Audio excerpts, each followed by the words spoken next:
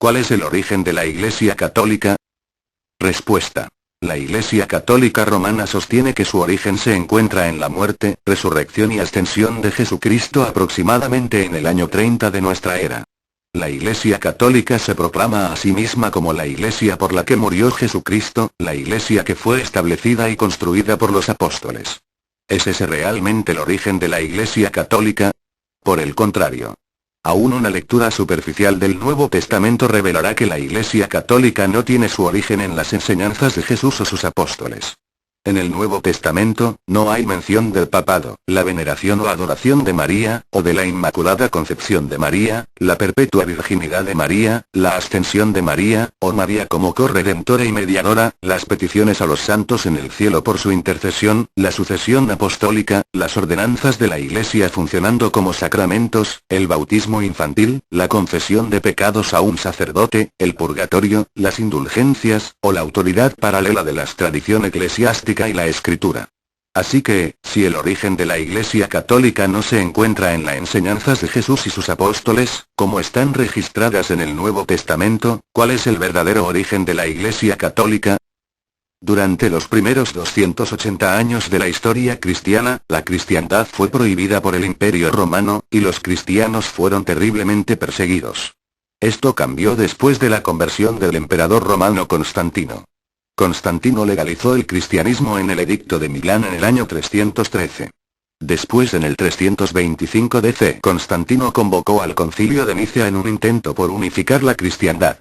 Constantino visualizó el cristianismo como una religión que pudiera unir al Imperio Romano, el cual en ese tiempo comenzaba a fragmentarse y dividirse. Mientras esto hubiera parecido ser un desarrollo positivo para la Iglesia cristiana, el resultado fue todo menos positivo. Al igual que Constantino se negó a adoptar de lleno la fe cristiana, sino que continuó con muchas de sus creencias y prácticas paganas. Así también la Iglesia cristiana que Constantino promovió era una mezcla del verdadero cristianismo con el paganismo romano. Constantino descubrió que con la gran extensión del Imperio Romano, tan diverso y expansivo, no todos accederían a renunciar a sus creencias religiosas y a abrazar el cristianismo en su lugar.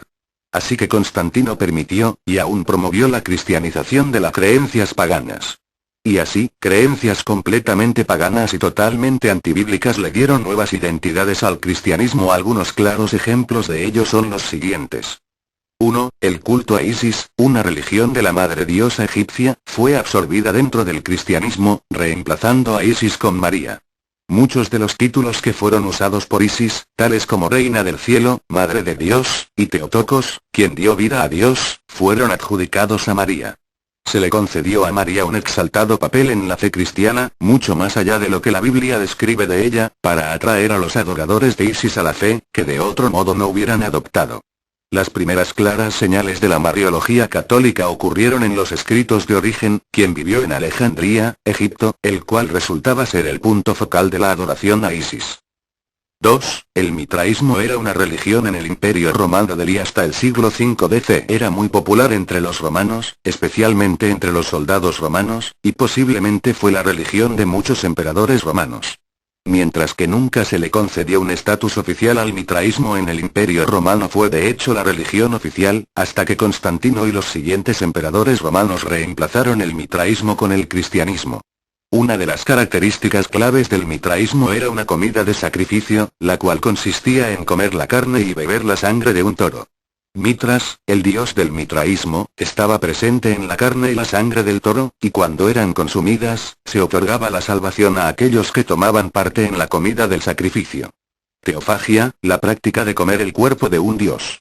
El mitraísmo también tenía 7 sacramentos, haciendo que las similitudes entre el mitraísmo y el catolicismo romano sean demasiadas para ser ignoradas. Constantino y sus sucesores fundaron un fácil sustituto de la comida sacrificial del mitraísmo en el concepto de la cena del Señor / la comunión católica. Tristemente, algunos de los primeros cristianos comenzaron a añadir el misticismo a la cena del Señor, rechazando el concepto bíblico de un simple acto de adoración y recordatorio de la muerte y derramamiento de sangre de Cristo. La romanización de la cena del Señor hizo la transición a una consumación del sacrificio de Jesucristo, conocido ahora como la Misa Católica / la Eucaristía. 3. La mayoría de los emperadores romanos, y ciudadanos, eran enotistas. Un enotista es alguien que cree en la existencia de muchos dioses, pero que tiene un enfoque primario en un dios en particular, o considera a un dios en particular como supremo sobre los otros dioses. Por ejemplo, el dios romano Júpiter, era supremo sobre el panteón, la totalidad de los dioses, romano. Los marinos romanos con frecuencia eran adoradores de Neptuno, el dios de los océanos. Cuando la Iglesia Católica absorbió el paganismo romano, simplemente reemplazó el panteón de dioses con los santos. Así como el panteón de dioses romanos tenía un dios del amor, un dios de la paz, un dios de la guerra, un dios de la fuerza, un dios de la sabiduría, etc., la Iglesia Católica tiene un santo que está a cargo de cada una de estas características, y existen muchas otras categorías. Igualmente, así como muchas ciudades romanas tenían un dios específico para la ciudad, también la Iglesia Católica provee sus santos patrones para las ciudades. 4. La supremacía del obispo romano, el papado, fue creado con la ayuda de los emperadores romanos. Siendo la ciudad de Roma el centro de gobierno del Imperio Romano, y con los emperadores romanos viviendo en Roma, la ciudad de Roma se levantó como preeminencia en todas las facetas de la vida. Constantino, y sus sucesores, dieron su apoyo al obispo de Roma como el supremo gobernante de la Iglesia. Desde luego, era mejor para la unidad del Imperio Romano, que el gobernante y la sede de la religión se encontraran centrados en el mismo lugar. Mientras que muchos otros obispos, y cristianos, se resistieron a la idea de que hubiera un obispo romano supremo, eventualmente el obispo romano se elevó a la supremacía, a través del poder y la influencia de los emperadores romanos. Cuando el Imperio Romano se colapsó, los papas tomaron el título que previamente había pertenecido a los emperadores romanos Pontificus Maximus. Se pueden dar muchos otros ejemplos, pero estos 4 pueden ser suficientes para demostrar el verdadero origen de la Iglesia Católica. Desde luego, la Iglesia Católica romana niega el origen pagano de sus creencias y prácticas. La Iglesia Católica disfraza sus creencias paganas bajo capas de complicada teología. La Iglesia Católica excusa y niega su origen pagano tras la máscara de la tradición eclesiástica.